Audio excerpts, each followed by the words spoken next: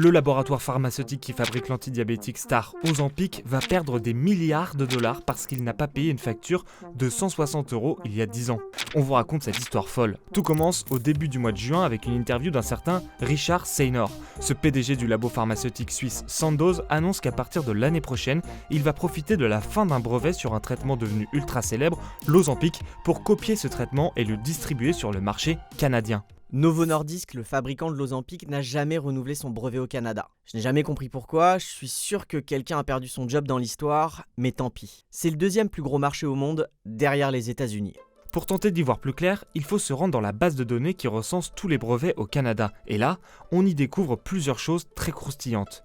Premièrement, Novo Nordisk n'a pas renouvelé son brevet canadien sur le sémaglutide, le principe actif derrière l'antidiabétique Ozempic et son dérivé contre l'obésité Wegovy depuis 2018. Regardez, le dernier paiement a été reçu le 23 octobre de cette année-là. Renouveler un brevet pour un an coûte environ 250 $ canadiens, l'équivalent de 160 € au cours actuel.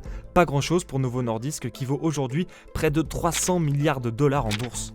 Deuxième chose qu'on apprend, les avocats de Novo Nordisk ont alerté leurs clients sur cet oubli. Les autorités canadiennes ont même laissé un sursis d'1 an au laboratoire danois pour payer les frais en question, qui, avec le retard, ont augmenté pour atteindre 450 $. C'est toujours pas énorme pour une entreprise qui a fait plus de 290 milliards de dollars de chiffre d'affaires en 2024. Mais toujours rien, en 2020, le brevet est définitivement perdu. Pour des questions liées à la protection des données médicales, ce n'est seulement qu'à partir du 4 janvier 2026 que les laboratoires concurrents qui le souhaitent pourront utiliser le sémaglutide dans leur traitement contre le diabète et l'obésité. Avec un jackpot à la clé, en 2024, l'Ozempic a généré seulement au Canada près de 2 milliards de dollars de revenus, et on vous parle même pas du marché américain de l'autre côté de la frontière, le premier pour Novo Nordisk au niveau mondial, où ces traitements font souvent la une des JT pour cause de rupture de stock.